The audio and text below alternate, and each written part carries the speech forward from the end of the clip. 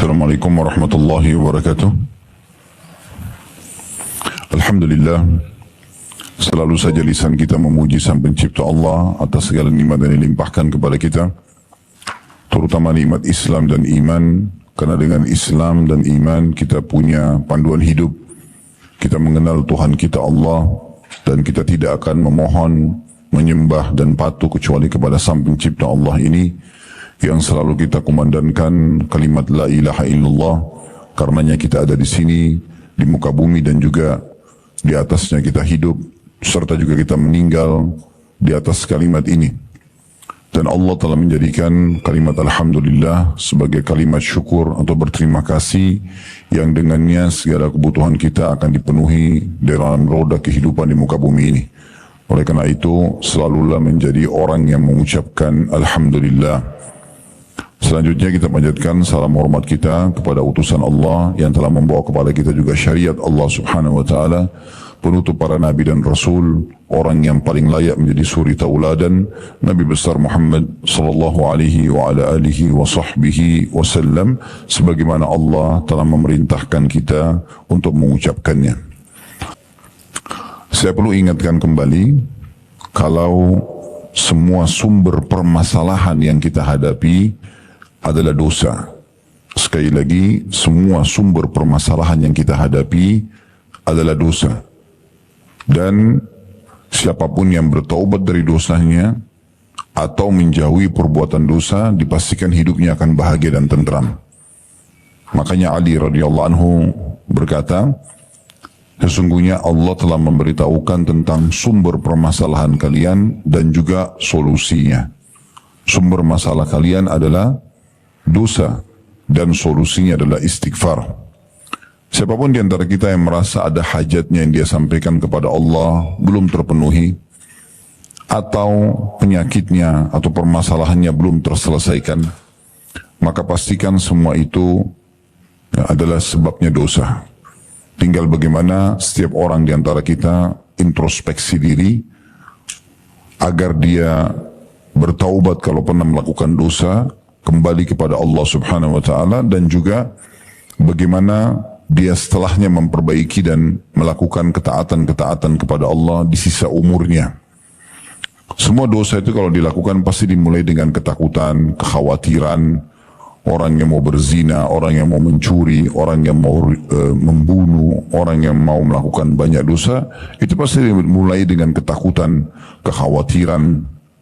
Dan kalau dia lakukan akan ada penyesalan, merasa bersalah. Itu semua karena memang perbuatan ini dilarang. Sebaliknya kalau orang melakukan perbuatan yang baik, seperti dia sholat, tadi misalnya kita baru sholat duhur, alhamdulillah, kemudian hadir dalam majlis ilmu seperti ini, atau kita sedekah, atau kita haji dan umroh, apa saja yang kita kerjakan, umumnya kita akan mulai dengan ketenangan jiwa, dan juga puncaknya kita akan meraih ketentraman, kedamaian, kebahagiaan, karena memang ini diperintahkan oleh Allah Subhanahu wa taala. Oleh karena itu buku kita membahas tentang 35 amal pelebur dosa, agar dosa-dosa kita menjadi penghalang datangnya rezeki, kebahagiaan itu hilang. Banyak orang yang masih belum memahami tentang masalah ibadah ini, karena mereka berpikir seperti orang-orang kapitalis. Kapan mengeluarkan sesuatu dari dana atau dari harta berarti berkurang. Nah, itulah yang difahami. Orang-orang kapitalis begitu. Kalau punya uang 10 juta, dikeluarkan 1 juta, berarti tinggal 9 juta. Saya rugi. Maka saya harus justru berpikir bagaimana tidak mengeluarkan uang tersebut, bahkan menambahnya. Maka orang-orang kapitalis selalu, karena pikirannya seperti ini, bagaimana mereka memperbanyak tabungannya. Sementara Islam memerintahkan kita pangkal kaya, pangkal kebahagiaan, dan bertambahnya harta justru dengan sedekah. Tidak akan pernah ketemu antara konsep Islam sama kapitalis. Kapitalis suruh nahan, nabung supaya kaya, nabung supaya bahagia. Kalau Islam mengatakan justru infakkan, itu akan menjadi sumber datangnya harta dan juga kebahagiaan. Jadi Islam tidak mengajarkan kita kalau kita punya 10 juta, keluarin 1 juta berarti berkurang. Tidak. Kita ditekankan dan diberikan pemahaman agar yakin itu akan diganti oleh Allah dan akan berlipat ganda datangnya. Oleh karena itu ciri khas seorang muslim, mereka selalu dermawan. Dan kita perlu tahu dalam Islam, bakhil atau pelit itu dosa besar. Bukan cuma dosa, bagian dari dosa besar. Terlalu banyak ayat-ayat Al-Quran, hadis-hadis Nabi SAW yang melarang kita untuk pelit. Dalam salah satu riwayat, pernah ada satu orang baru dinobatkan menjadi kepala suku di Madinah. Orangnya tampan, berwibawa, ya, intinya dia dinobatkan jadi pemimpin dan secara penampilan luar biasa. Wibawa pun menjaga karakternya luar biasa. Nabi SAW tanya kepada orang-orang yang dipimpin oleh dia dari sukunya, siapa pemimpin kalian? Mereka bilang si fulan. Lalu kata Nabi SAW, bagaimana orangnya? Kata para anggota sukunya, orangnya tampan, orangnya berwibawa, hanya saja dia pelit. Perhitungan. Maka kata Nabi SAW, penyakit jiwa apa yang lebih berat daripada pelit? Jadi itu dianggap penyakit jiwa. Kalau ada orang yang pelit perhitungan, apalagi di jalan Allah. Jelas-jelas ada orang miskin depan matanya, masih bisa negosiasi sama syaitan, bantu nggak ya? Ah nggak usah, ini masih mudah, ini masih kuat. Padahal dalam Islam kita diperintahkan di saat ya ada orang yang minta, tugas kita eksekusi. Bukan negosiasi sama syaitan, kasih saja. Dan renungi baik-baik firman Allah Subhanahu wa taala dalam surah Saba. Surah nomor 34 ayat 39. Di situ potongan ayatnya Allah mengatakan wa ma anfaqtum min syai'in fahuwa yukhlifu. Ini konsep Islam.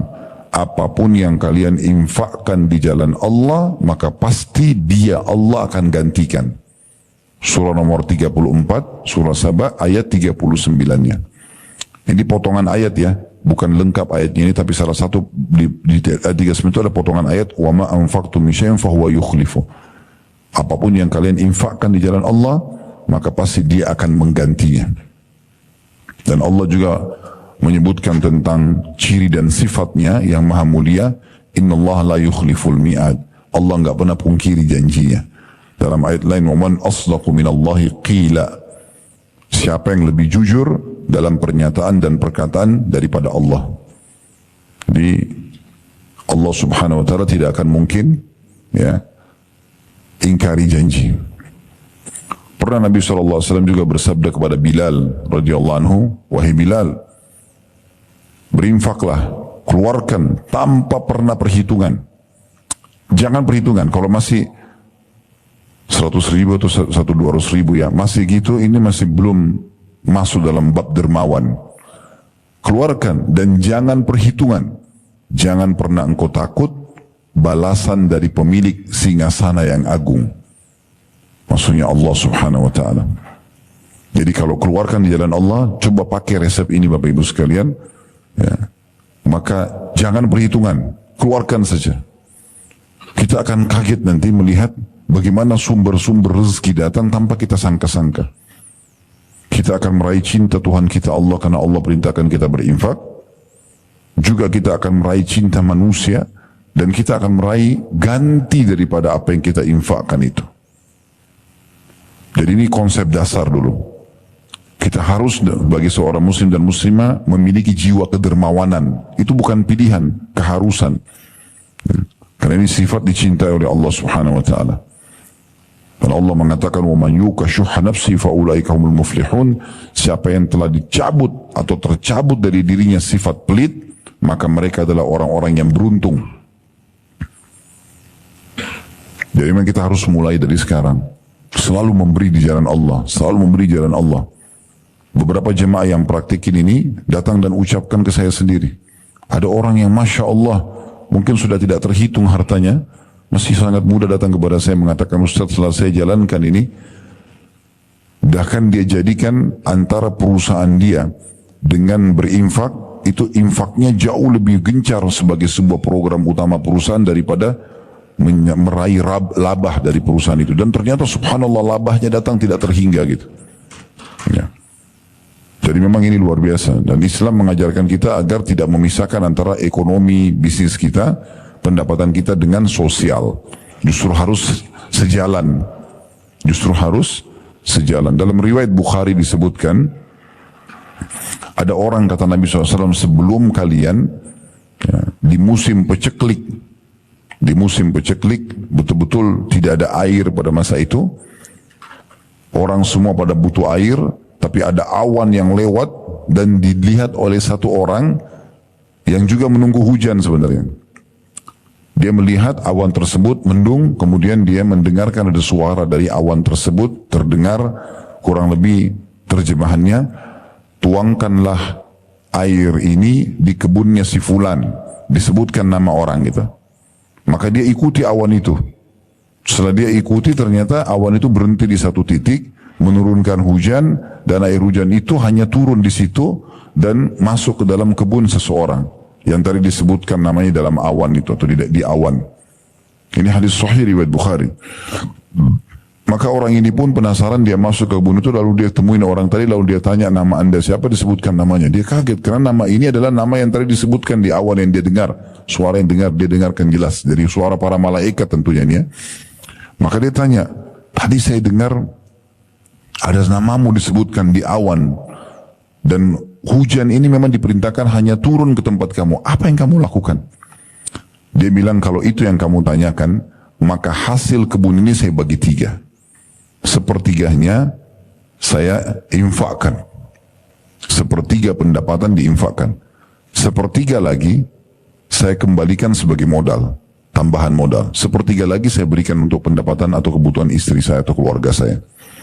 Jadi memang mereka menjadikan orang-orang beriman ini infak itu program, bahkan lebih besar ya, target dan juga perhatian terhadap infak ini daripada laba perusahaan sendiri. Nah ini yang sedang kita ingin pelajari 1 jam ke depan, tentang masalah bagaimana kita menanamkan sifat kedermawanan ini dengan mengkaji lebih jauh ayat-ayat Al-Quran, hadis-hadis Nabi SAW, keutamaan sedekah, ya, manfaat-manfaat yang kita bisa dapatkan, dan bagaimana kita menepis was-was syaitan yang selalu membuat kita ragu, selalu kita perhitungan, akhirnya Allah pun akan perhitungan dengan kita. Dalam sebuah hadis yang sahih, Nabi SAW bersabda kepada Asma binti Abi Bakar radhiyallahu anhuma, la tuki fayukillahu alaiki. Jangan pernah kau perhitungan, hai Asma, karena kalau kau perhitungan, Allah pun akan perhitungan denganmu.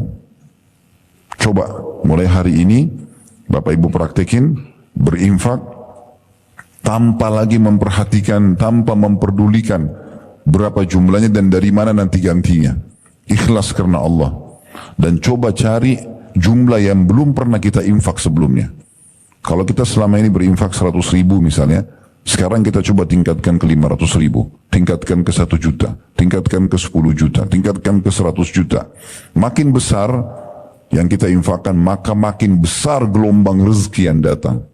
Itu demi Allah pasti. Cuma syaitan buat kita ragu. Ya, benar nggak sih? Nanti kembali nggak uang saya? Seakan-akan begitu.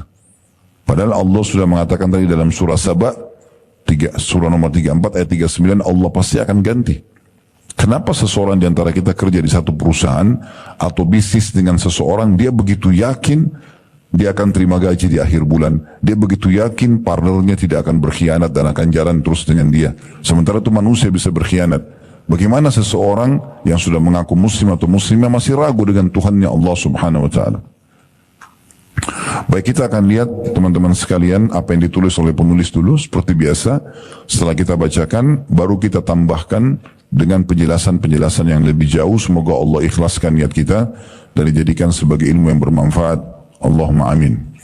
Baik, di halaman 22 dari buku kita ini, amal ke-8 untuk melebur dosa-dosa, menghilangkan dosa-dosa adalah sedekah dan infak di jalan Allah Subhanahu wa ta'ala. Jadi maksud jalan Allah adalah karena Allah kita lakukan. Dan juga di tempat yang Allah ridhoi. Kalau ada orang berinfak justru bukan di jalan Allah, bukan karena Allah, di jalan syaitan misalnya, kayak orang pergi ke dukun, orang judi untuk berzina, itu di jalan syaitan, bukan jalan Allah. Atau bukan karena Allah, dia riya, pamer, maka enggak masuk dalam bahasan kita. Yang kita bahas ini adalah betul-betul orang karena di jalan Allah dan juga karena Allah Subhanahu wa taala. Di sini diangkat oleh penulis dalil pertama adalah surah Al-Baqarah ayat 271. Kalau tidak salah Kamis yang lalu kita sempat baca Al-Baqarah ya. Surah Al-Baqarah dari ayat 261 sampai 274. Benar gak? Coba dilihat catatannya. Kalau sudah kita baca, alhamdulillah kita tidak ulangi sekarang, tapi kalau akan bacakan karena dari ayat 261 sampai 274 Al-Baqarah itu semua bicara tentang masalah infak, tentang sedekah, belasan ayat. Sudah kita baca ya? Atau lupa semuanya? Berarti ilmunya masuk telinga kanan, keluar telinga kiri. Ada yang nyatat nggak? Ada yang ingat nggak? Pekan lalu kita sempat bicara tentang jihad dengan jiwa dan harta kan? Nah pada saat membahas harta itu saya sudah bacakan belum Al-Baqarah 261 sampai 274. Kalau belum kita akan baca insya Allah. Nah di sini penulis mengangkat salah satu ayat yang saya tadi tawarkan untuk dibaca itu, tapi beliau masuk di ayat 271-nya. Baiklah, gak usah repot-repot buka lembaran-lembarannya karena dari tadi bolak-balik gak ada yang kasih saya jawaban. Ya.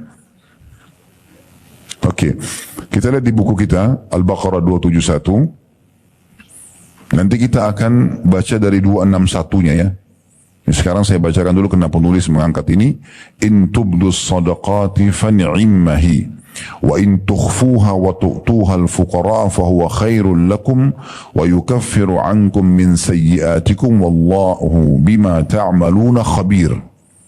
Terjemahannya, jika kamu menampakkan sedekahmu, artinya kita memberikan kepada orang di depan orang lain. Misalnya fakir miskin di jalanan gitu kan, kotak amal di masjid kita memang kasih dan orang lain melihatnya, maka itu adalah baik sekali kata Allah. Yang penting tidak riya, bukan karena pamer. Karena ada beberapa keadaan di mana kita harus kasih orang di depan orang lain, kita nggak mungkin kayak orang minta di lampu merah, orang minta di pinggir jalan gitu kan.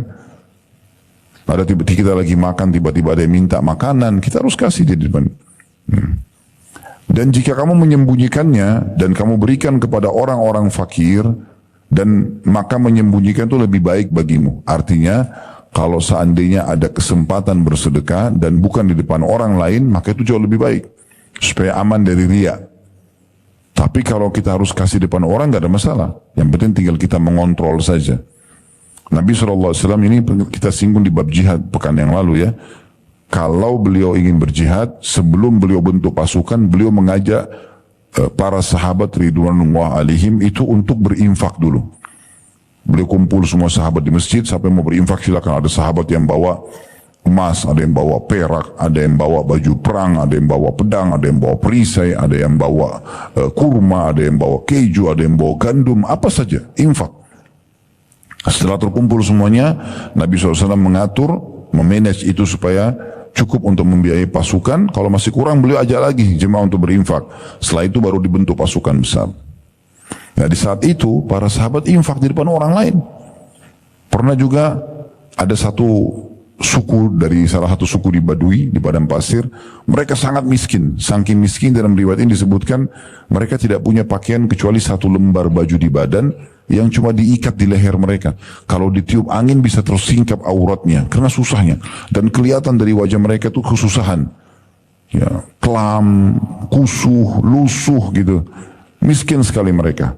Nabi SAW waktu lihat dari jauh, Nabi langsung berdiri naik di atas mimbar lalu memotivasi para sahabat untuk bersedekah. Rupanya sahabat-sahabat termotivasi setelah mendengarkan penyampaian Nabi SAW. Maka ada satu orang berdiri langsung mengeluarkan semua uang yang ada di kantong dia dan dia kasih, ya Rasulullah ini. Di depan orang semua. Kenapa? Karena Nabi SAW waktu itu motivasi dia mereka di saat itu. Ini tidak kita katakan riya, karena memang pada saat itu sedang diajak untuk berinfak. Maka dia berinfak, lalu orang-orang semua pada ikutin dia. Lalu kata Nabi SAW, memuji orang yang pertama berinfak tadi, padahal di depan orang semua, gitu kan. Kata Nabi SAW, siapa yang menunjukkan kepada kebaikan, dia akan panen pahala orang yang mengikutinya tanpa dikurangi sedikit pun dari pahala orang yang mengikutinya. Maksudnya tadi sahabat yang pertama langsung ya meraih langsung mengeksekusi dan juga segera menjalankan apa yang Nabi SAW perintahkan untuk berinfak, akhirnya dicontohi oleh orang-orang lain, maka dia panen pahala semua orang yang berinfak setelahnya. Nah, ini kan keadaan berarti di depan orang ya. Tapi kalau misalnya ada keluarga kita, ada teman yang tiba-tiba WA, memang dia butuh bantuan, tidak ada orang tahu antara kita saja sama dia, maka jangan diceritakan ke orang lain. Jadi kondisinya seperti itu ya. Makanya supaya bisa menjaga keikhlasan. Lalu Allah bilang, dan Allah akan menghapuskan, maksudnya dengan sedekah terang-terangan tadi, atau sedekah sembunyi-sembunyi, dari kamu sebagian kesalahan-kesalahanmu, dan Allah mengetahui apa yang kamu kerjakan.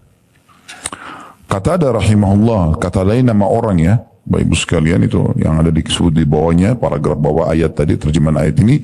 Qatada rahimahullah berkata tentang ayat ini, semuanya diterima, baik sedekah yang dirahasiakan maupun sedekah yang terang-terangan, jika niatnya benar.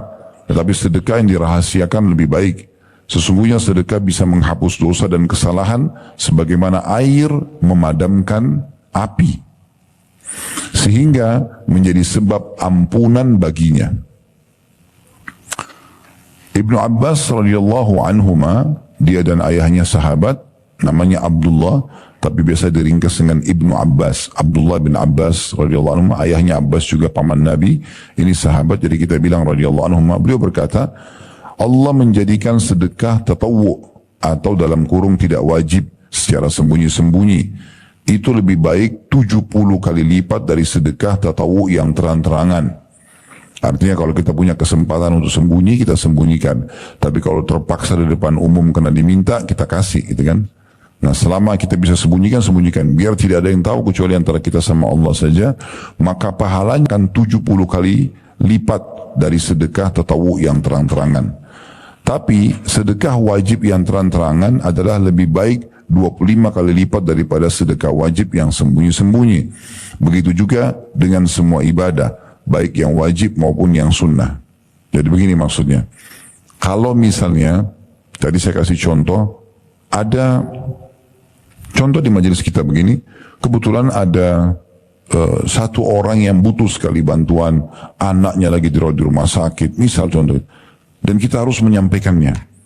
Maka saya mengatakan, misalnya Bapak Ibu sekalian, ada saudara kita si fulan atau saudari kita si fulana yang butuh sekali bantuan, silakan dibantu. Saya sedang mengiklankannya.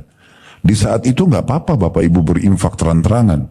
Ya ini saya bantu, ya ini saya bantu, yang ini berdiri, yang itu berdiri, yang ini kasih, yang ini transfer, nggak ada masalah. Kalau kondisinya seperti ini, maka kata beliau, ya, ini berarti lebih baik daripada sembunyi-sembunyi. Khawatir nanti sembunyi-sembunyi, dia mau nanti kasih di luar sana, tapi ternyata sudah tertutup kesempatannya. Karena sudah full, misalnya. Udah nggak bisa lagi, dibutuhin 100 juta sudah selesai. Kita mau bantu lagi nggak bisa, karena telat. Nah, itu kondisinya. Tapi kalau kondisinya misalnya, ada yang menghubungi kita tadi saya bilang diam-diam, teman kita, saudara kita, tolong bantu saya, tolong begini, anak saya sakit, saya butuh, saya belum makan 2 hari, apalah bahasa dia yang biasa orang memohon bantuan, dan itu hanya antara kita sama dia, maka ini lebih afdal, ya kita tidak memberitahukan siapapun, sedekah aja, kasih aja ke dia. Dan poin penting, jangan pernah tolak permintaan orang. Pegel Ustaz hatinya, orang ini minta terus, nggak apa-apa. Urusan kita sama Tuhan, sang pemberi rezeki. Yang suruh kita berinfak itu Allah yang maha kaya dan raja alam semesta ini. Nggak usah pikir orang yang minta itu, nggak penting. Kecuali satu keadaan, orang ini memang menggunakan untuk maksiat kepada Allah, jangan dibantu. Kita sudah tahu uang kita kasih nanti akan dipakai zina, akan dipakai mabuk, dipakai judi, jangan dikasih. Tapi kalau selama dia minta makan, kenapa? Biar. Tapi kemarin saya sudah bantu Ustaz, biar dia masih lapar hari ini. Mungkin Ya mungkin setelah kita berinfak kita meninggal setelahnya. Itu amal terakhir. Dari mana kita tahu? Allah mudahkan mereka datang untuk bisa kita raih pahala dari mereka. Nanti akan saya bacakan cukup banyak ya statement para ulama salaf bagaimana mereka bermuamalah dengan diri sendiri dalam bersedekah sehingga terjadi sebuah perubahan reformasi diri yang sangat luar biasa di mana yang tadinya dikuasai oleh syaitan untuk selalu ragu, bimbang, maka berubah menjadi sebuah ya semangat yang sangat besar justru untuk berinfak. Nanti akan kita bacakan statement-statement insya Allah, tapi bukan dari buku kita, dari buku yang lain akan saya tunjukkan sebentar. Ya. Baik, selanjutnya Imam At-Tabari rahimahullah menyebutkan dalam tafsirnya tentang tadi ya, surah Al-Baqarah 271, sesungguhnya para imam qiraat, maksudnya yang ahli membaca Al-Quran, berbeda pendapat tentang bacaan firman Allah subhanahu wa ta'ala, wa yukaffiru ankum min sayyiatikum. Ya, dan dia akan membersihkan atau menghapuskan sebagian dosa-dosa kalian. Diriwayatkan dari Ibnu Abbas radhiyallahu anhu bahwa beliau membacanya dengan wa tukaffir ankum dengan ta di awal fi'il mudhari ya, atau diawali dengan fi'il mudhari ya. Fi'il mudhari ini maksudnya kata yang sedang terjadi ya. Gitu. Kalau dibaca demikian maka maknanya sedekah itu menghapus kesalahan kalian.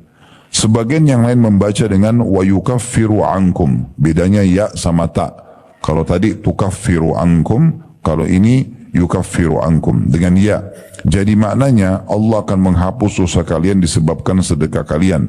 Dan ayat ini juga dibaca wa nukaffiru ankum dengan nun awalnya. Jadi bisa dibaca dengan ta wa tukaffiru ankum, berarti dihapuskan dosa kalian. Bisa dengan ya wa yukaffiru ankum, berarti diampuni dosa kalian karena sedekah yang kalian keluarkan. Bisa juga dengan nun wa nukaffiru ankum dengan nun. Jadi maknanya jika kalian menyembunyikan sedekah kalian dan memberikan kepada orang-orang fakir, maka akan kami hapus sebagian kesalahan-kesalahan kalian disebabkan sedekah kalian yang secara rahasia tersebut. Kemudian Allah subhanahu wa ta'ala berfirman juga, ini dalam surah Al-Imran ayat 133 sampai 134. Ini dalil terakhir yang diangkat oleh beliau. Setelahnya kita akan jelaskan lebih panjang lebar lagi insyaAllah. Bunyinya, wasari'u ila magfiratin min rabbikum wa jannatin arduha as-samawatu wal ardu iddat lil muttaqin alladhina yunfikuna fis sarra'i wad dharra'i wal qadhimina al ghaidha wal 'afina 'anil nas wallahu yuhibbul muhsinin. Dan bersegeralah kamu kepada ampunan dari Tuhanmu dan kepada surga yang luasnya seluas langit dan bumi yang disedekahkan untuk orang-orang yang bertakwa. Yaitu yang dapat surga ini siapa? Orang-orang yang menafkahkan hartanya, berinfak, baik di waktu lapang maupun sempit. Baik lagi kaya ataupun lagi susah, tetap dia berinfak di jalan Allah. Nah, ini balasannya surga. Dan orang-orang yang menahan amarahnya, qadhiminal ghaidh, ini maksudnya orang yang menahan amarah sementara dia benar dan dia punya power untuk membalas. Kita benar karena kita disakiti oleh orang lain, gitu kan?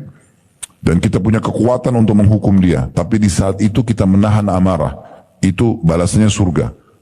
Ya. Disilangkan dengan qadhimul ghaidh. Ya, kemudian dikatakan dan orang-orang yang menahan amarahnya dan memaafkan kesalahan orang, dan ketahuilah Allah menyukai orang-orang yang berbuat kebajikan. Jadi dalam ayat ini Al-Imran 133 sampai 134 Allah memastikan penghuni surga itu dan level mereka adalah orang-orang yang bertakwa kepada Allah. Mereka adalah yang suka berinfak di jalan Allah, baik pada saat lapang ataupun sempit. Kemudian yang bisa menahan emosinya pada saat dia ya, punya kekuatan dan benar, justru dia memaafkan dan tidak melampiaskan. Serta orang yang suka, orang yang menahan emosinya dan orang yang memaafkan orang lain. Maka sungguhnya Allah menyukai orang-orang yang berbuat kebaikan. Ini adalah ahli surga. Di sini dikatakan oleh penulis, bergegas dan berlomba menuju ampunan dari Tuhanmu, yaitu menuju amal perbuatan yang bisa menjadi sebab terampuninya dosa-dosamu dan ditutupinya darimu. Maksudnya tidak dibuka dosa itu sebagai aib kita misalnya. Itu semua adalah karena rahmat Allah dan menjadi penyebab masuk surga yang Allah sediakan bagi orang yang bertakwa. Kemudian Allah menjelaskan sifat-sifat orang yang bertakwa serta amal perbuatan yang mereka kerjakan sehingga dosanya bisa terampuni dan masuk ke dalam surga.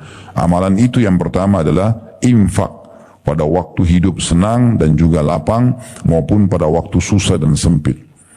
Jadi orang berinfak itu tidak harus tunggu kaya dulu. Susah pun bisa berinfak, apalagi kalau kaya dasarnya.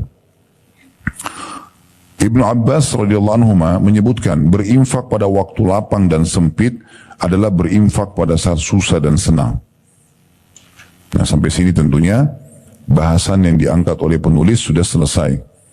Dan insya Allah kedepannya kita akan bahas amalan ke-9, memaafkan orang lain dan berlapang dada. Itu akan ada bahasan sendiri.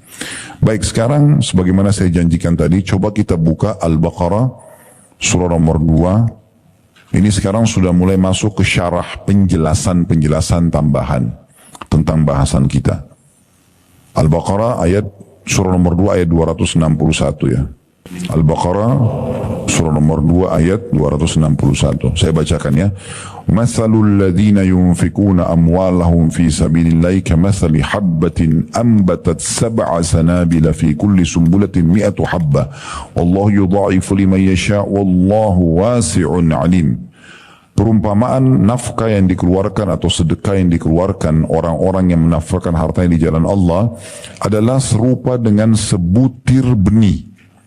Seperti sebutir benih yang akan menumbuhkan 7 bulir.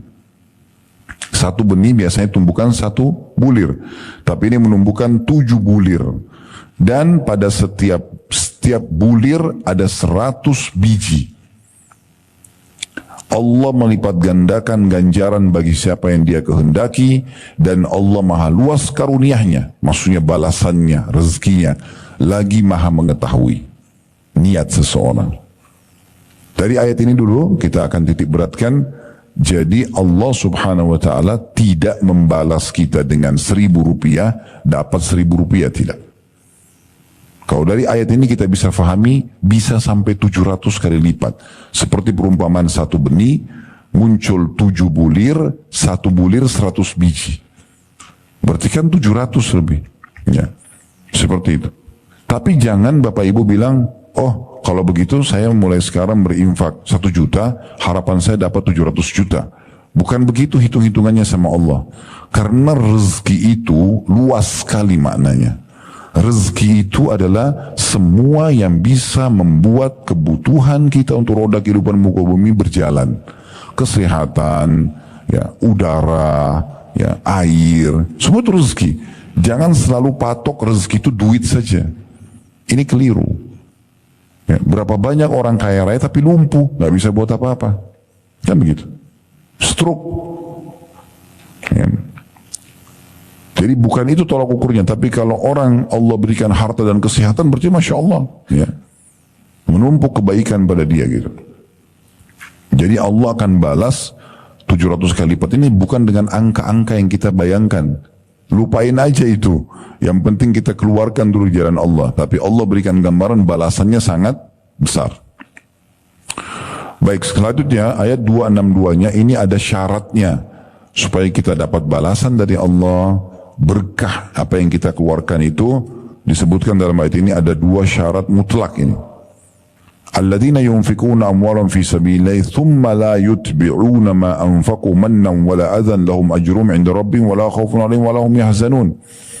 Orang-orang yang menafkahkan hartanya di jalan Allah, kemudian mereka tidak mengiringi apa yang dinafkahkan itu dengan menyebut-nyebut pemberiannya.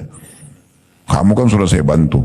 Itu yayasan sana saya yang kasih itu 100 juta. Masjid itu saya yang pasangin granitnya. Nggak boleh sebut-sebut. Harus sebut. Ada malaikat yang catat, ada Allah yang tahu. Ini syarat pertama nih. Kalau mau dapat pahala, jangan disebut-sebut. Kemudian yang kedua, Allah bilang di sini, dan dengan tidak menyakiti perasaan si penerima.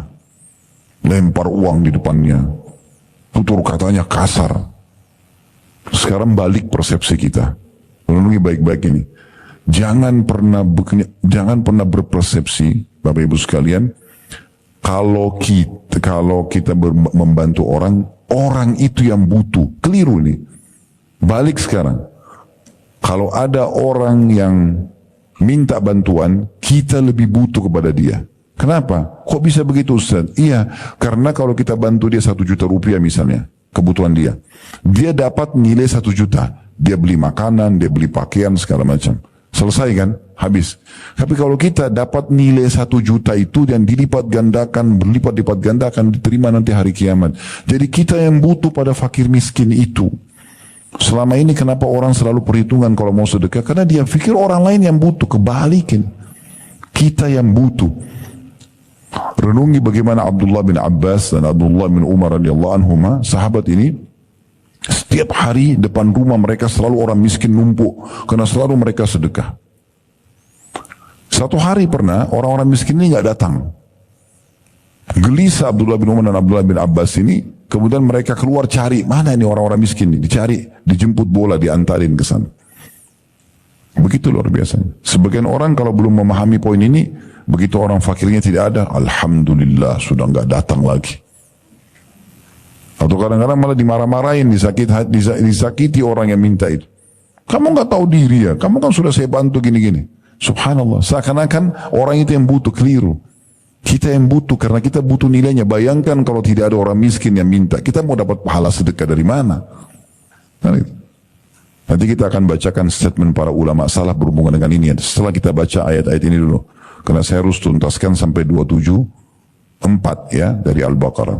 Selanjutnya 263-nya. Qaulun ma'rufun wa maghfiratun khairun min sadaqatin yatba'uha adza wallahu ghaniyyun halim. Perkataan yang baik dan juga pemberian maaf lebih baik daripada sedekah yang diiringi dengan sesuatu yang menyakiti perasaan si penerima. Allah Maha Kaya lagi Maha Penyantun. Kalau betul-betul kita nggak punya, jangan marahin orang yang datang minta.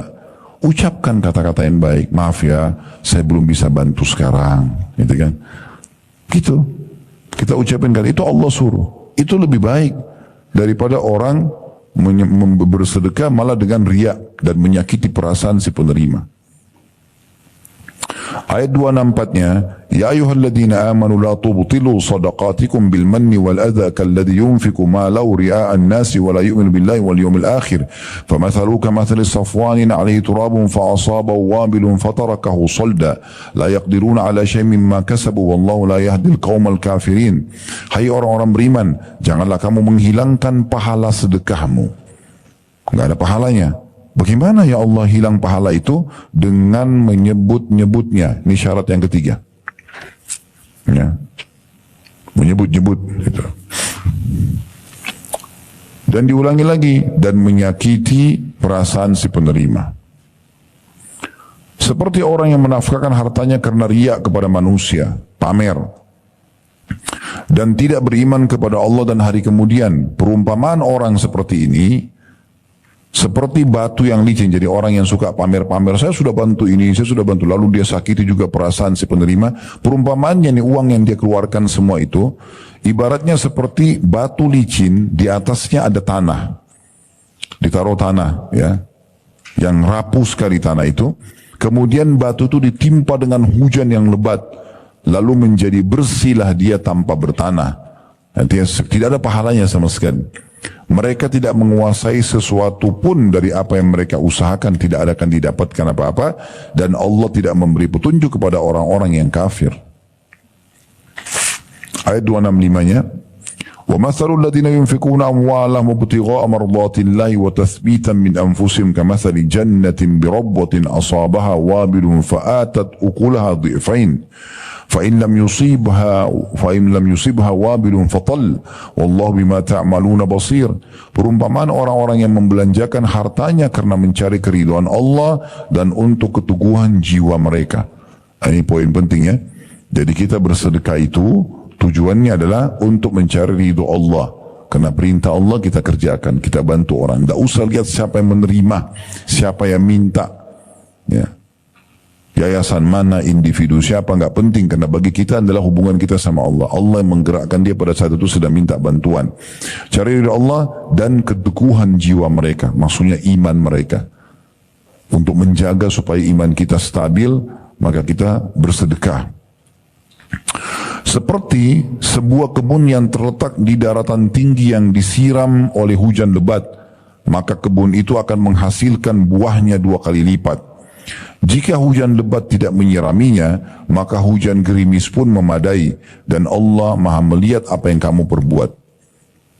Jadi kalau ada tanah yang tinggi kayak pegunungan, lalu hujan lebat, itu hasilnya bisa panen 2 kali karena suburnya. Dan kalau tidak ada hujan lebat, hanya gerimis juga memadai karena suburnya tanahnya. Nah, begitu perumpamaan orang-orang yang berinfak karena cari keridhaan Allah dan juga untuk mengokohkan iman mereka. Ayat 266-nya, ayawaddu ahadukum an takuna lahu jannatun min nakhilin wa anabin tajri min tahtiha al-anharu lahu fiha min kulli thamarati wa asabahu al-kibaru wa lahu dhurriyyatun du'afa'u fa asaba yasarun fi narun fahtaraqat kadzalika yubayyinu Allahu lakumul ayati la'allakum tatafakkarun. Apakah ada salah seorang di antara kamu yang ingin mempunyai kebun kurma dan anggur yang mengalir di bawahnya sungai-sungai. Dia mempunyai dalam kebun itu segala macam buah-buahan. Kemudian datanglah masa tua pada orang itu sedangkan dia mempunyai keturunan yang masih kecil-kecil. Maka kebun itu ditiup angin keras yang mengandung api lalu terbakarlah. Demikianlah Allah menerangkan ayat-ayatnya kepada kamu supaya kamu memikirkannya. Maksudnya banyak orang kalau dia bukan berprinsip sesuai dengan prinsip Allah subhanahu wa ta'ala yang Allah tanamkan untuk berinfak, mereka selalu menabung aja, sibuk menabung.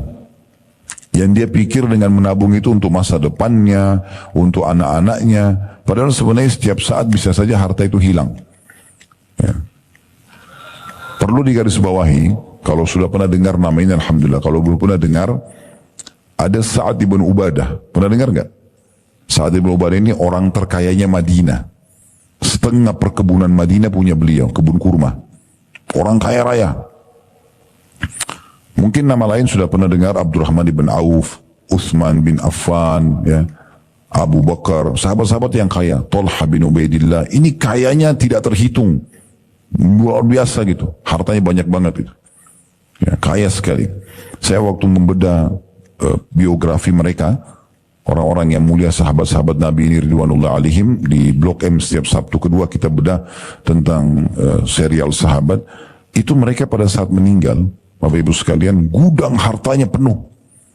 Sampai-sampai dibahasakan harta-harta mereka itu menumpuk emas sangat banyak. Ya, waktu mau dibagi harus dipecahin pakai kampak. Karena belum ada mungkin seperti sekarang ya, alat-alat canggih untuk mengelola, jadi masih ada gumpalan-gumpalan emas yang banyak. Pertanyaan sederhana, waktu mereka meninggal dan meninggalkan harta yang cukup banyak, saya pernah hitung seperti Abdurrahman bin Auf, dirupiahkan itu mungkin puluhan miliar atau ratusan miliar. Istrinya dapat sendiri, anak-anaknya dapat masing-masing, puluhan miliar per orang rupiah. Banyak sekali yang ditinggalkan harta gitu. Itu ternyata pertanyaan sederhana, apakah itu hasil tabungan Abdurrahman? Begitu juga diikuti dengan Abu Bakar yang menikah harta banyak, Talha bin Ubaidillah, Sa'ad bin Ubadah. Apakah itu tabungan seperti orang-orang kapitalis dari sebelum, dari mereka masih muda sampai mereka tua nabung? Bukan. Bapak Ibu perlu tahu, mereka ini selalu setiap hari infak sampai gudang hartanya habis. Jadi yang datang itu pada saat mereka meninggal adalah harta yang datang entah dari mana Allah datangkan 2-3 hari sebelum mereka wafat. Itu Sa'ad ibn Ubadah. Teman-teman nanti kalau balik di rumah coba dengar, saya sarankan dengar, cari playlist di playlist YouTube kami di Khalid Basman Official, buka di YouTube ada playlist, klik kemudian cari serial sahabat Sa'ad ibn Ubadah. Orang ini gudang hartanya banyak besar sekali dan dia selalu bilang sama anaknya yang paling tua laki-laki namanya Qais. Dia bilang, "Hai Qais, ada nggak ayah seperti ini?" Ini luar biasa. Dia bilang, "Hai Qais, ini adalah gudang hartanya ayah. Habiskan untuk diinfakkan jalan Allah." Dia suruh anaknya habisin, tapi untuk di jalan Allah.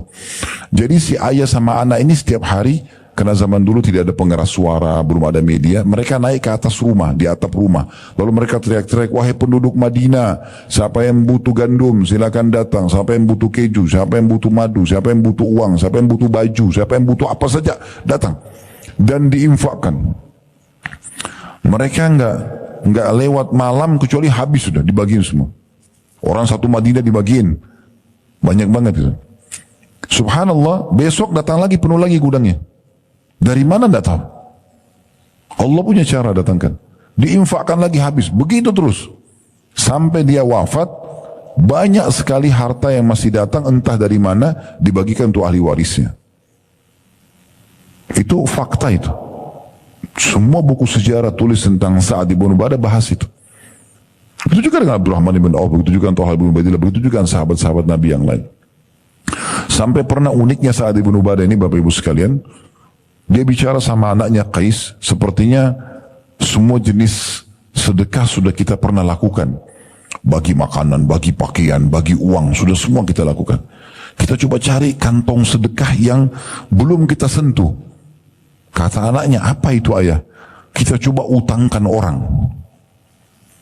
Dia naik di atas rumah ternyata, wahai penduduk Madinah, siapa yang mau utang silakan datang. Datanglah orang utang, sekian banyak. Utang semuanya. Sepakatnya akan dibayar di waktu tertentu. Perlu Bapak Ibu tahu, ada hadis Nabi SAW, siapa yang mengutangkan orang lain, maka sebelum jatuh tempo, sama pahalanya dia berinfak sejumlah utang itu setiap harinya. Jadi misalnya Bapak Ibu utangin orang 10 juta, tanggal 1 Januari jatuh tempo, tanggal 1 Februari misalnya. Dari mulai tanggal 1 Januari kita utangkan dia 10 juta. Ini investasi kita 10 juta. Dicatatkan dia berinfak 10 juta per hari. Berarti modalnya 10 juta. Kalau kita hitung sampai tanggal 30 aja Januari. Ya, kadang-kadang sampai 31 kan. Kalau sampai tanggal 30 aja berarti dia dapat pahala 300 juta. Karena tiap hari 10 juta. Modalnya cuma 10 juta. Pahalanya 300 juta. Kata Nabi SAW, kalau lewat dari jatuh tempo dan dia berikan tenggang waktu atau dia memaafkan, maka dia akan dapat 2 kali lipat. Di Februari misalnya, orang ini kita tagih belum bisa bayar. Udah gak apa-apa, saya kasih nanti 1 Maret aja. Di Februari itu setiap hari seperti 20 juta dia infak. Berapa banyak orang tidak paham ini. Berkeluh kesah, ada orang utang sama saya 10 tahun tidak bayar-bayar Ustaz. 10 tahun itu setiap hari berinfak sejumlah itu. Sampai kata sebagian ulama, Allah dengan kasih sayangnya ingin memberikan pahala melimpah bagi orang pemilik piutang yang belum dibayar. Kalau dia faham itu, sementara rezekinya dipenuhi kok. Allah kasih dia makan, Allah kasih dia rumah, tetap dipenuhi. Tapi ada kantong pahala yang berjalan dari sini. Apa kata Sa'ad? Kita utangkan orang. Utang semua orang hari itu, dia tidak bagi-bagi apa-apa, dia cuma utangkan orang. Sepakat jatuh tempo akhir bulan, pas tiba akhir bulan, mereka sepakat nih sama anaknya, begitu datang orang, mereka bilang, sudah, kami sudah maafkan. Kami nggak mau ambil lagi yang sudah kami keluarkan jalan Allah. Tapi mereka sudah dapat pahala ngutangin orang, dapat lagi di akhirnya memaafkan orang. Kalau orang memberikan tenggang waktu, kan tadi saya bilang kalau lewat dari masa jatuh tempo, kita berikan tenggang waktu berarti kita sama berinfak 2 kali lipat dari apa yang kita sedekah, yang kita pinjamkan kan. Hanya sampai terbayar. Misalnya tadi 1 Maret dia bayar, berarti putuslah sedekah setiap hari itu. Tapi kalau Bapak Ibu maafkan, mulai dari saat itu sampai kita meninggal berjalan terus. Berarti lebih besar pahalanya, berinfak seperti sejumlah itu. Jadi pola fikir kita ini harus diperbaikin. Karena dari kecil selalu orang tua kita cekokin, tabung nak, tabung nak, tabung nak. Dibelikan celengan, ini melahirkan sifat bakhil, sifat pelit. Jangan belikan tabungan anak-anak, tidak usah. Celengan itu jangan. Dikasih celengan, ibu kasih, ya, bapak kasih, misalnya kasih celengan nih, si kakak sama adik.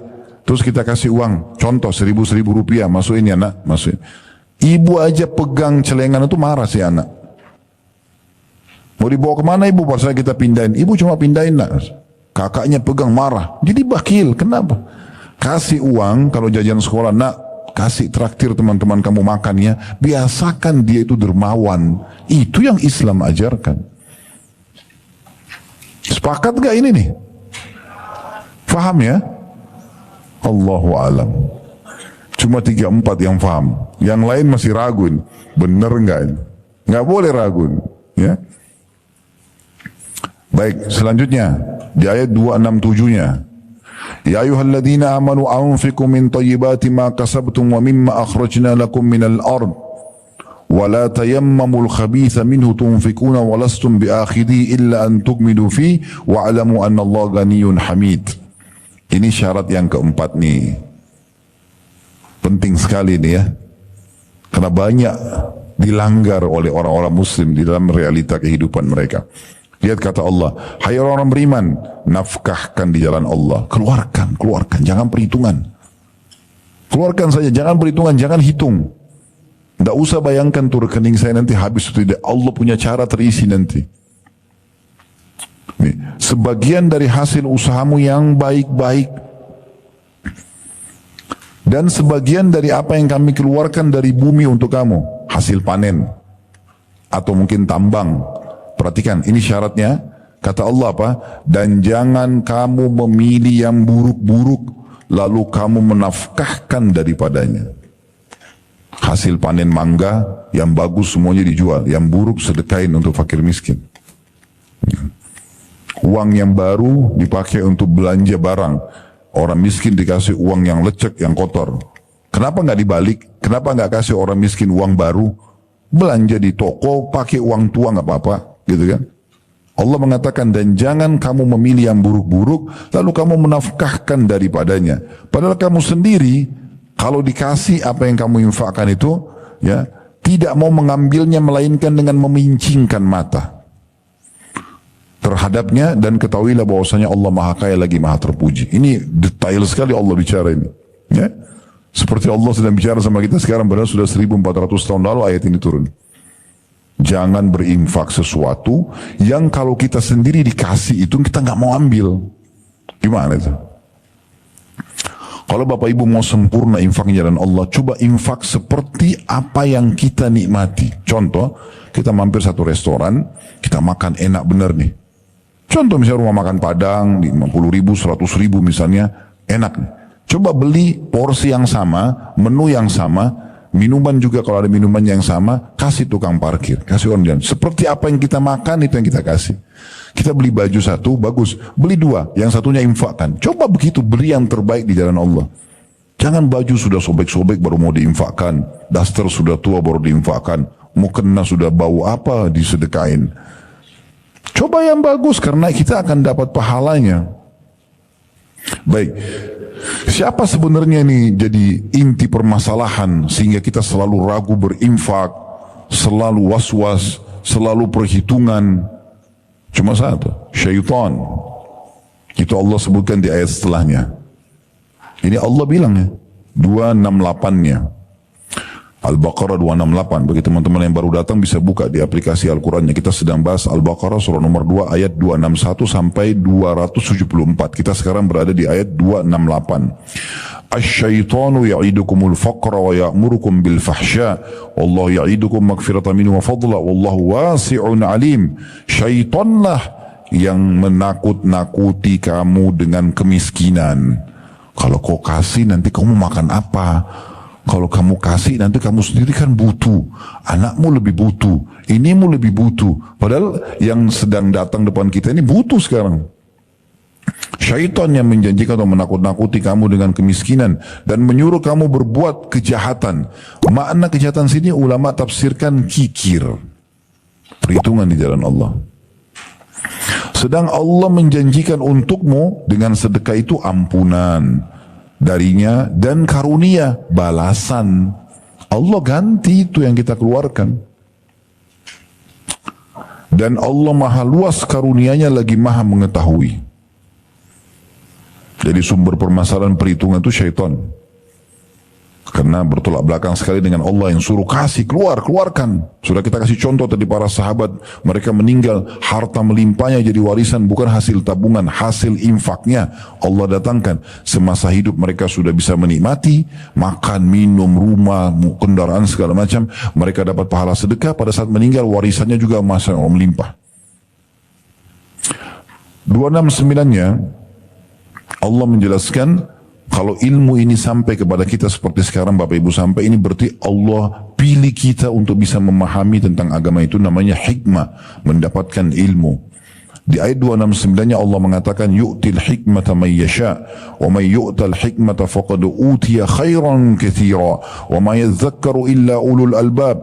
Allah menganugerahkan al-hikmah atau kepahaman terhadap Al-Quran dan Sunnah kepada siapa yang dikehendakinya. Dan barang siapa yang dianugerahi hikmah, dia jadi faham nih, oh ternyata kita disuruh infak bukan pelit, misalnya salah satu substansial bahasan agama, maka ia benar-benar dianugerahi karunia yang banyak karena dia sudah tahu teorinya, tinggal praktek ya. Dan hanya orang-orang yang berakal lah yang dapat mengambil pelajaran dari firman Allah ini. Ini jangan cuma didengar telinga kanan keluar telinga kiri, praktekin. Kata Allah, hanya orang berakal yang bisa mengambil pelajaran dari situ. Segera dia ambil ilmunya, dia praktekin. Ayat 270-nya, wa ma anfaqtum min nafaqatin aw nadartum min nadrin fa innallaha ya'lamu wa ma lidh-dhalimin min ansar. Apa saja yang kamu nafkahkan atau apa saja yang kamu nazarkan, niatkan untuk kerjakan kebaikan, maka sungguhnya Allah mengetahuinya. Enggak ada yang Allah tidak tahu, dan pasti Allah akan balas sesuai dengan janjinya. Sungguhnya Allah mengetahuinya. Orang-orang yang berbuat zalim tidak ada seorang penolong pun bagi mereka. Makna zalim di sini karena sedang bicara tentang sedekah adalah orang yang pelit. Orang yang pelit tidak ada penolong baginya. Subhanallah, orang yang pelit perhitungan itu, biar cantik, biar gagah, ya. Kalau pelit pasti aja ada kekurangannya. Mungkin orang itu biasa saja, tidak cantik, tidak gagah, tapi dermawan sekali, ya. Ramah, baik, orang suka sama dia. Apalagi kalau sudah bergabung, Allah berikan kelebihan paras wajah, postur tubuh, dan juga dermawan yang luar biasa.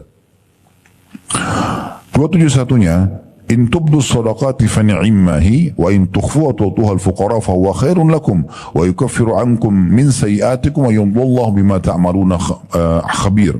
Ini tadi ayat yang kita baru baca ya di buku tadi 271 Al-Baqarah ya.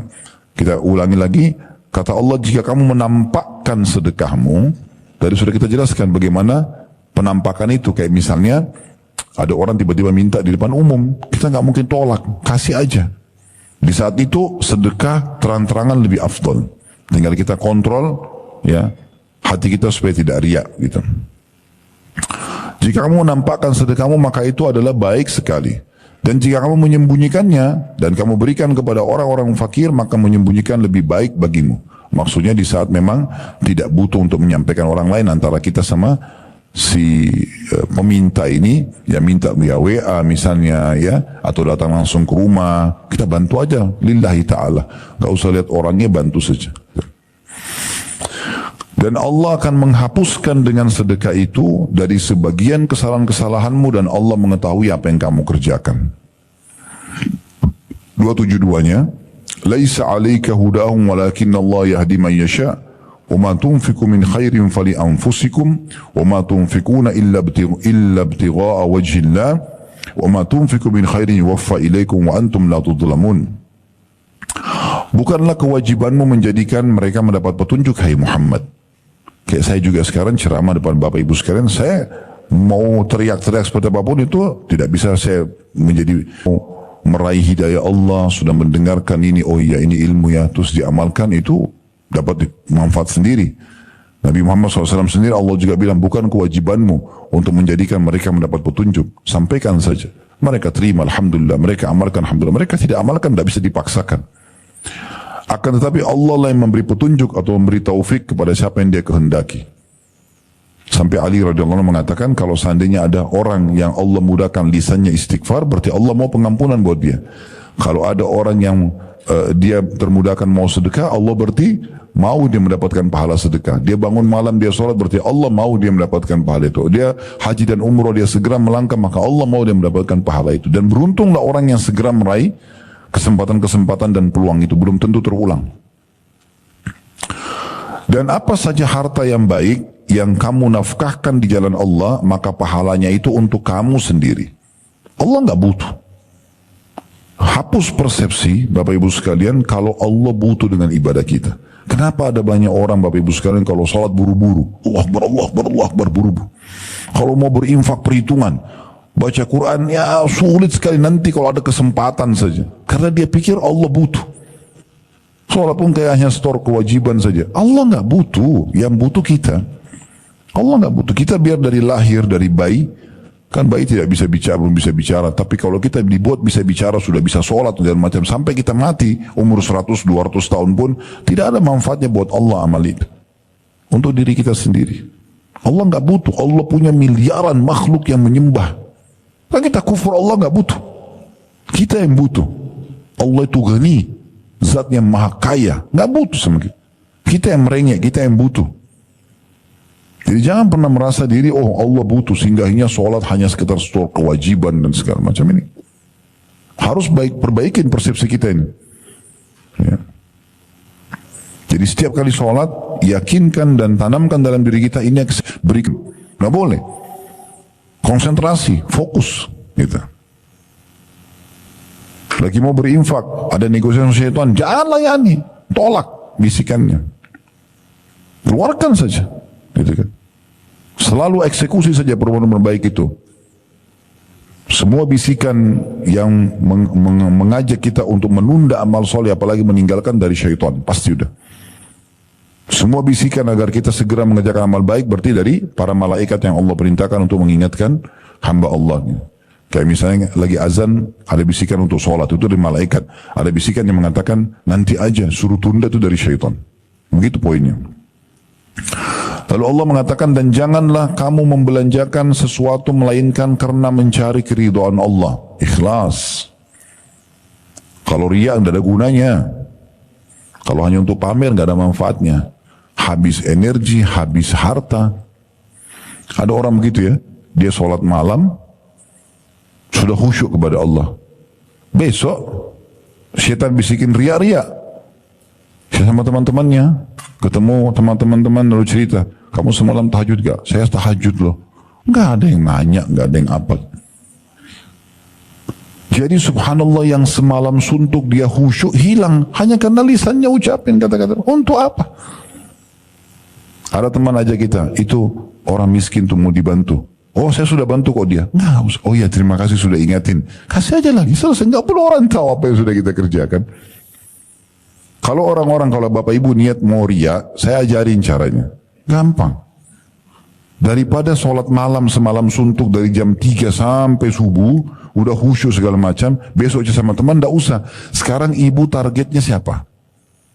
Oh ibu ini, ketuk rumahnya jam 3, bu saya mau sholat, lihat. Iya selesai. Ngapain tunggu besok? Repot-repot. Kan buang-buang waktu kan? Langsung aja pada saat itu. Gitu. Sekalian dapat dosa masuk neraka nanti. Jadi untuk apa? Kontrol lisannya, jangan ngomongin. Ibadah yang sudah dikerjakan lupakan. Allah sudah catat, malaikat sudah catat, tinggal terima pahalanya. Udah lupain. Bahkan kadang-kadang sudah lewat sekian tahun pun syaitan masih goda kita untuk cerita. Sekarang 10 tahun lalu kita haji. Tidak pernah kita cerita sama orang. 10 tahun kemudian ada orang yang cerita, oh kemarin saya waktu tawaf itu tersentuh nangis. Syaitan bisikin, kamu kan juga pernah nangis tuh. Oh ya saya juga dulu nangis 10 tahun lalu. Habis. Ceritanya habis nih. Hanya karena itu saja. Apa yang didapatkan? Sekarang saya tanya Bapak Ibu sekalian, kalau kita dipuji sama orang, apa yang kita dapat? Hah? Kenyang perutnya? Tambah cantik? Tambah gagah?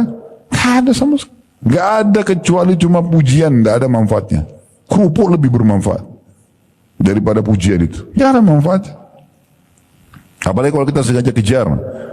Makanya saya ulang di sini, Allah mengatakan, dan jangan, kata Allah, kamu menafkahkan, membelanjakan sesuatu melainkan karena mencari keridhaan Allah, bukan karena pujian manusia. Dan apa saja harta yang baik, ya, yang baik ini artinya halal dan berkualitas. Yang kamu nafkahkan, niscaya kamu akan diberi pahalanya dengan cukup, sedangkan kamu sedikit pun tidak akan dianiaya.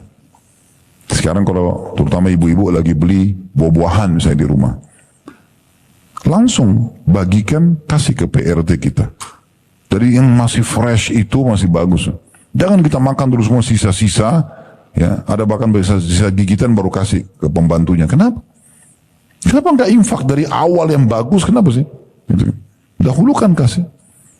Saya bilang sama keluarga saya di rumah, begitu kita bawa buah-buahan, makanan, langsung sisipkan, kasih orang-orang ini. Kita nanti makan, justru kita nomor 2 nggak masalah. Dan itu Allah akhirnya dengan begitu menghilangkan perasaan pelit, ya sifat pelit ini. Dan suka memberi akhirnya. Dan ini yang kita tekankan dari tadi. 1 jam kita akan bicara masalah jadi dermawan, jadi dermawan. Jangan keluar dari sini lagi jadi bakhil, pelit. Selalu maunya ditraktir terus sama temannya. Traktir orang. Gitu kan. Selalu maunya dikasih hadiah, nggak pernah balas. Piring tetangga datang berisi kembali kosong. Kenapa nggak dibalas? Yang ketawa tahu diri ini ya. Bercanda saya, mudah-mudahan tidak apa. Baik, ayat 72-73-nya. 2 ayat tersisa nih. Lil fuqara'i alladhina uhsiru fi sabilillahi la yastati'una darban fil ardi yahsabuhumul jahilu aghniya min at-ta'affufi ta'rifum bisimahum la yas'aluna an-nasa ilhafa wa ma tunfiqu min khairin fa innallaha bihi alim. Berinfaklah kepada orang-orang fakir yang terikat oleh jihad di jalan Allah. Kalau ada jihad, infak, bantu. Atau makna lain, semua kantong-kantong kesempatan sedekah, ikut sedekah. Ya. Berinfaklah kepada orang-orang yang fakir yang terikat oleh jihad di jalan Allah. Mereka tidak mendapatkan atau tidak dapat berusaha, tidak bisa bekerja karena mereka lagi berperang di bumi. Orang yang tidak tahu menyangka mereka adalah orang-orang kaya karena memelihara diri dari meminta-minta. Nah ini juga poin penting ya. Jadi ada orang-orang fakir, subhanallah, mereka tidak pernah bilang kasih saya, mulia, kerja, walaupun jual gorengan. Saya berapa kali ketemu bapak-bapak, Masya Allah, umur 60 tahun, 70 tahun masih mikul gorengan. Itu berapa keuntungannya gitu. Tapi mulia, dia nggak minta sama orang. Ada bahkan pernah saya temukan, subhanallah, penampilannya sudah miskin, kita kasih uang nggak mau, jangan nak, nggak usah. Kalau dia mau jualan, saking mulianya. Orang seperti ini yang paling pantas dibantu. Cari orang-orang seperti ini, sedekah buat mereka. Dan ingat, sedekah itu jauh lebih afdal pada saat kita mencari dan menjemput bola dibandingkan kita didatangi untuk bersedekah. Jadi beda pahalanya antara bapak ibu memang sengaja keluar rumah cari orang miskin untuk sedekah dengan kita tunggu nanti kapan orang minta baru kita kasih, itu beda banget pahalanya. Lebih afdal yang pertama. Kalau bapak ibu tinggal di satu komplek mewah, ada security, kapan kita ketemu orang miskin tuh? Keluar dari situ langsung masuk tol, ke tempat kerja, ke mall, pulang lagi begitu, ada kita bisa kasih. Paling tukang parkir tuh, security saja. Ya kan gitu. Jadi kita cari mana, memang sengaja. Ya. Saya ambil pelajaran dari ayah saya rahimahullah. Ayah saya mengajarkan saya poin tentang sedekah ini luar biasa gitu. Beliau setiap hari keluar itu bawa uang yang masih baru diambil dari bank, belum tersentuh oleh tangan yang lain, masih grass gitu, dibawa sama dia dengan pecahan-pecahannya, kemudian jalan khusus keliling cari di kota Makassar tuh orang-orang miskin tuh, mutar kasih yang ini kasih. Sampai saya jadi tahu, oh di sini ada orang yang lumpuh kakinya, di sana ada orang yang buta, dan sudah tahu ada yang buta tuh sering dikasih ini. Terus kemudian, oh Pak Haji ya, kasih lagi uang, didoain lagi tiap hari. Padahal ayah saya terakhir sebelum beliau meninggal tidak ada kerjaannya beliau. Dulu memang kontraktor, tapi setelah itu sudah nggak pernah punya usaha lagi. Tapi subhanallah, pesantren jalan, kliniknya jalan, usaha jalan, anak-anak semua bisa dibiayai karena sedekah yang luar biasa. Pernah kami isi di SPBU bensin gitu, saya masih kecil, saya masih ingat itu. Kemudian ada lebih uang gitu, pada saat kami bayar lebih uang. Waktu mau dikembalikan, kebetulan si orang SPBU bilang, karena selisihnya kecil, tapi dia nggak bisa, tidak ada uang kembalian, maka dia kasih lebih ke ayah saya gitu. Selisihnya kecil, lalu ayah saya bilang tidak, justru saya akan kasih kepada kamu.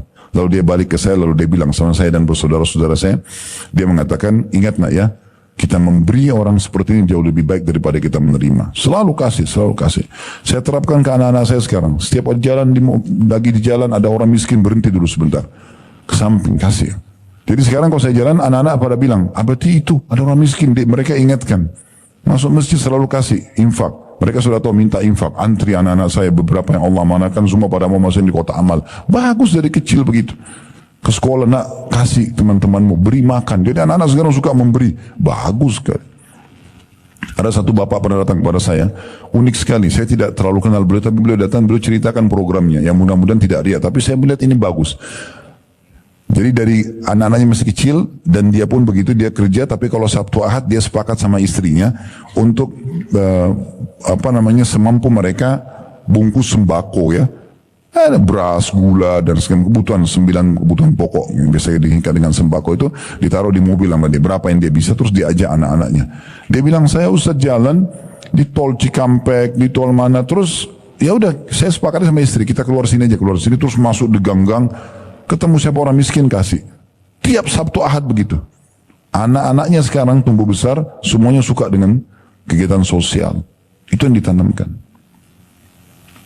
Sesekali Bapak Ibu coba buat program ini. Jangan selalu cuma mall dan tempat bermain saja. Bukan tidak boleh-boleh. Tapi coba buatin program anak-anak. Beli snack-snack, beli apa gitu ya. Terus ajak mereka untuk bungkus di rumah. Bungkus misalnya anak ada 2 atau 3. Satu anak misalnya punya 10 bungkus. Terus kemudian ajak, ayo hari ini ayah atau ibu mau ajak satu tempat yang bagus. Oh di mana? Mau ke mall? Nanti lihat aja. Kita sudah sepakat untuk mendatangi satu rumah anak yatim. Coba datang ke rumah anak yatim itu. Datang ke sana, udah bicara sama pimpinannya, bilang kita mau bawa anak-anak, mau bantu, mau berbagi misalnya. Contoh, biarin anak yatim itu kumpul, kemudian anak kita yang memberikan, gitu kan? Dan minta supaya anak-anak yatim ini testimoni, menceritakan bagaimana perasaan tidak ada ibu, tidak ada ayah. Ajak anak-anak kita lihat kamar tidur mereka, kamar mandi mereka di rumah anak yatim itu. Supaya dia tahu nikmat Allah besar sekali sama dia di rumah ini. Karena kadang-kadang anak-anak kita setelah terlanjur kita manjakan, mereka tidak tahu semua itu. Latih mereka agar terbiasa seperti itu. Baik, kita kembali ke tadi. Ya, saya bacakan kembali ayat 273-nya. Berinfaklah kepada orang-orang yang fakir, yang terikat oleh jihad di jalan Allah. Mereka tidak dapat berusaha di bumi, maksudnya tidak bisa bekerja karena lagi jihad. Orang-orang tidak tahu menyangka mereka orang-orang kaya karena memelihara diri dari meminta-minta. Karena tadi orang yang mulia memang tidak minta-minta ya. Itu yang kita jadikan target. Kamu kenal mereka dengan melihat sifat-sifat mereka. Penampilan mereka kelihatan orang miskin. Tinggalnya juga kita tahu misalnya dalam gang mana, kita tahu orang miskin. Mereka tidak meminta kepada orang dengan cara mendesak. Dan apa saja harta yang baik yang kamu nafkahkan di jalan Allah, maka sungguhnya Allah maha mengetahuinya. Ayat terakhir 274, ini yang bicara tentang sedekah. Bayangkan ya dari ayat 261 sampai 274. Belasan ayat semuanya bicara masalah sedekah. Kalau nggak penting nggak mungkin diulang-ulangi. Nanti ayat 275-nya itu sudah bicara masalah riba. Haramnya riba dan tidak boleh orang memakan harta riba. Tapi kita sekarang cukup sampai ayat 274 membahas masalah infak ya. Alladzina yunfikuna amwalahum bil-laili wan-nahari sirran wa alaniyatan falahum ajrum 'inda rabbihim wa la khaufun 'alaihim wa lahum yahzanun. Orang-orang yang menafkahkan hartanya di malam dan di siang hari secara sembunyi atau tersembunyi dan terang-terangan. Ya. Maka mereka mendapat pahala di sisi Tuhan mereka, tidak ada kekhawatiran terhadap mereka dan tidak pula mereka bersedih hati. Dari ayat ini berarti kita disuruh berinfak sepanjang hari. Siang hari itu maksudnya mewakili dari pagi sampai sore. Malam hari berarti dari malam sampai subuh. Contoh, mungkin Bapak Ibu tidak asing lewatin masjid taruh kotak amal. Ya. Sering kita lewatin. Misal Bapak Ibu lagi mau pergi ke taklim begini, lewat, kasih uang. 50.000, 100.000, mungkin kita kasih sumbangan. Pada saat pulang kita lewat lagi masih ada kotak amalnya. Kenapa nggak infak lagi? Oh sudah tadi. Itu tadi, mereka sudah catat. Sekarang masih hidup, Allah kasih kesempatan. Mungkin kita lewat 1 meter, tabrakan mati. Mungkin itu amal terakhir. Kenapa nggak kasih lagi? Kasih terus sampai selesai itu kotak amal nggak ditaruh. Atau kalau perlu kita datang selesaikan semua itu tanpa orang tahu gitu. Ini poin yang perlu kita titik beratkan. Baik, ada buku yang saya rekomendasikan. Buku tentang keajaiban sedekah dan istighfar. Ini saya harap dibeli dan dibaca. Dan buku ini sudah saya bedah. Ini bukan karangan saya. Bukan juga penerbitan kami gitu. Cuman buku ini saya lihat sangat bagus. Setengah buku ini membahas tentang keajaiban sedekah, setengah lagi membahas keajaiban istighfar. Dua hal ini kalau Bapak Ibu pegang sudah, saya jamin insya Allah bahagia dunia, bahagia akhirat. Dapat derajat tinggi dunia, derajat tinggi di akhirat. Suka sedekah dan suka istighfar. Selesai. Ya, dosanya dimaafkan, rezekinya jadi banyak, kan begitu. Nah di sini saya akan bacakan. Sini berisi bagus sekali. Kalau masalah sedekah dibahas tentang apa itu sedekah, perkataan para ulama salaf, dalil-dalilnya, apa yang didapatkan kalau sedekah itu, kemudian juga cerita nyata, kisah nyata tentang banyaknya orang yang selamat dari kebangkrutan, sembuh dari penyakitnya, keluar dari permasalahannya karena sedekah. Ada banyak kisah-kisah nyata diangkat. Istighfar juga begitu. Ya, apa itu istighfar? Kapan waktu-waktu yang dilakukan untuk istighfar? Gitu kan, jenis-jenis istighfar, dalil-dalilnya. Kemudian kisah-kisah nyata tentang istighfar itu mendatangkan apa saja. Sekarang karena kita bahas masalah sedekah, saya akan coba bacakan. Nanti kalau sudah miliki bukunya, insya Allah bukunya ada disiapkan sama teman-teman di depan. Tapi kalau salah tinggal 30 eksemplar saja buku ini. Itu ada di halaman 6-nya, di antara pendapat para salaf tentang sedekah. Begitu kata penulis di sini ya. Diangkat dari Umar bin Khattab radhiyallahu anhu, beliau berkata, sesungguhnya amal itu saling berbangga-bangga diri. Sholat, ya, haji, semua ini saling berbangga diri, kata Umar. Lalu sedekah berkata paling baik di antara kalian. Sedekah adalah yang terbaik di antara semua amal. Orang kalau sudah hatinya bersih dan suka dermawan, itu mudah sekali menerima semua syariat. Apapun syariat jadi ringan buat dia. Sholat, puasa jadi ringan. Tapi kapan dia pelit, semua jadi sulit. Karena dia pelit dengan dia. Bahkan orang kalau bakhil itu subhanallah bisa pelit dengan dirinya sendiri. Dia pun jadi sulit gitu. Abdul Aziz bin Umair rahimahullah berkata, solat itu akan menyampaikan dirimu setengah perjalanan. Puasa menyampaikan dirimu kepada pintu sang raja. Dan Allah SWT, sedangkan sedekah menyampaikan dirimu ke hadapan raja itu. Ini bahasa beliau. Kemudian Ibnu Abi Ja'ad rahimahullah berkata, sungguhnya sedekah itu benar-benar menghilangkan 70 pintu keburukan. Yahya bin Mu'ad rahimahullah berkata, tidaklah saya mengetahui satu biji yang bisa mengimbangi gunung dunia kecuali sedekah. Asy-Syu'bi berkata rahimahullah, barang siapa yang tidak, ini yang perkataan Syu'bi yang akan saya ingin nanti garis bawahi dan kita jelaskan ya. Beliau mengatakan, barang siapa yang tidak memperlihatkan bahwa dirinya lebih butuh kepada ganjaran sedekah. Bapak Ibu mau sedekah, kita harus tunjukkan kepada Allah kalau kita memang mengejar pahalanya, lebih butuh dengan pahalanya. Barang siapa yang tidak memperlihatkan bahwasanya dirinya lebih butuh kepada ganjaran sedekah daripada seorang fakir yang butuh kepada sedekah itu, maka dia telah membatalkan sedekahnya dengan memukul wajahnya sendiri dengannya. Ya, tadi orang sombong. Dia punya persepsi, orang ini miskin butuh sama saya. Keliru ini. Kita yang butuh sama dia. Cari itu orang-orang miskin.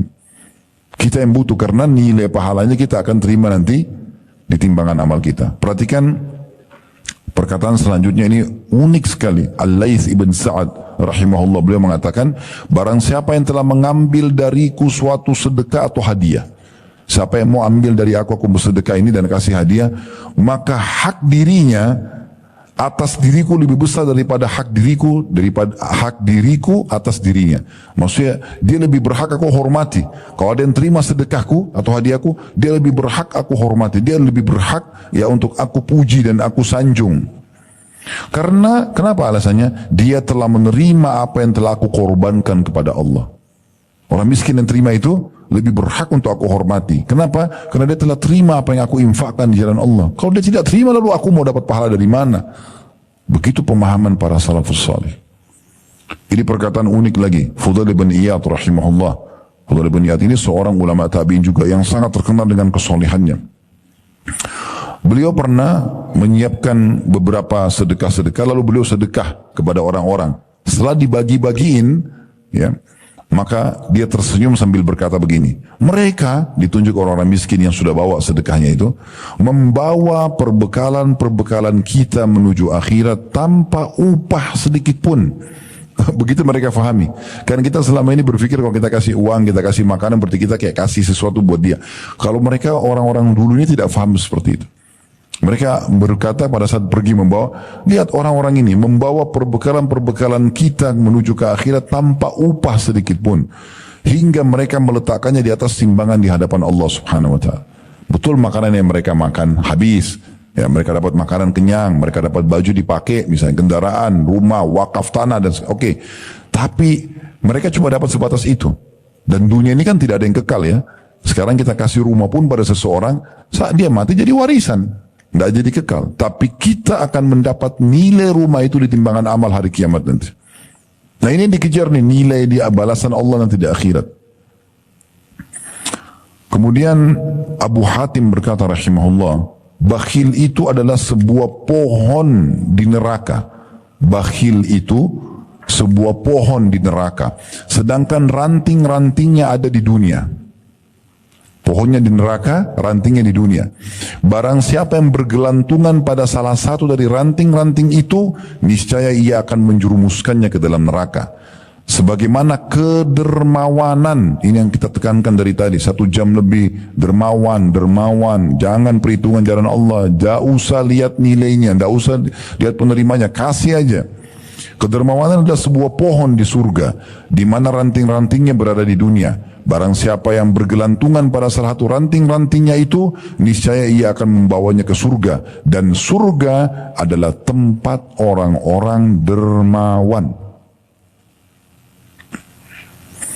Kemudian penulis juga mengatakan, apabila salah seorang dari orang-orang soleh didatangi oleh seorang fakir, seraya meminta sedekah kepadanya, maka dia berkata, selamat datang, wahai orang-orang yang hadir untuk membawakan perbekalan kami kepada Rabb kami. Coba bayangkan. Jadi kalau orang miskin datang, mereka enggak cemberut, mereka enggak usir. Selamat datang orang-orang yang mau bawa perbekalan kami ketimbangan ya amal kami kepada Tuhan kami. Disambut luar biasa orang-orang yang minta bantuan itu. Sebagai penutup, ya, ada perkataan Ali radhiyallahu anhu. Beliau berkata begini, barang siapa yang telah diberikan satu harta oleh Allah, Allah kasih kita uang, Allah kasih kita kendaraan, kasih rumah, kasih pekerjaan, kasih pendapatan, mungkin ibu dari suaminya misalnya, maka hendaklah ia menyambung kekerabatan dengannya. Kita harus tahu ada hak orang lain di situ, terutama keluarga, paman, tante, sepupu, semua ini jangan dilupakan. Lanjutkan hubungan dengan mereka. Kata Ali radhiyallahu anhu, siapa yang Allah kasih harta jangan lupa nyambung hubungan kekerabatan. Kemudian memperindah jamuan buat tamunya. Wajar makin banyak harta, makin bagus hidangannya, ya, makin mewah. Sampai sebagian salaf mengatakan, aku menyiapkan makanan kesukaan sahabat-sahabat dekatku 10 orang lebih aku cintai daripada aku sholat semalam suntuk. Karena pentingnya untuk memberikan makanan terbaik buat orang. Jangan bekas-bekas gitu. Ya. Kemudian beliau mengatakan, dan juga harta itu digunakan untuk menolong seseorang yang membutuhkan, siapa yang minta kasih, membebaskan tawanan. Yang biasa kalau terjadi peperangan di masa dulu, untuk menebus tawanan kan dibayar. Nah, kemudian Ibnu Sabil, orang-orang terputus jalan, datang, kehilangan pekerjaan segala macam, ya. Orang-orang fakir miskin, para mujahidin, dan juga jangan lupa dia harus sabar atas musibah yang menimpa hartanya. Akan ada ujian datang di harta itu. Ada orang utang nggak bayar, kita investasi bangkrut, itu ada ujiannya. Harus difahami itu kelaziman. Nggak ada orang yang tidak pernah ditipu. Siapa di sini yang tidak pernah ditipu? Bisa angkat tangan, kita kasih mikrofon cerita pengalamannya selama hidup nggak pernah ditipu, nggak pernah digunjing sama orang, nggak pernah difitnah. So, itu cobaan kelaziman hidup. Jadi jangan pikir kenapa saya ditipu. Itu ujian, sabar aja.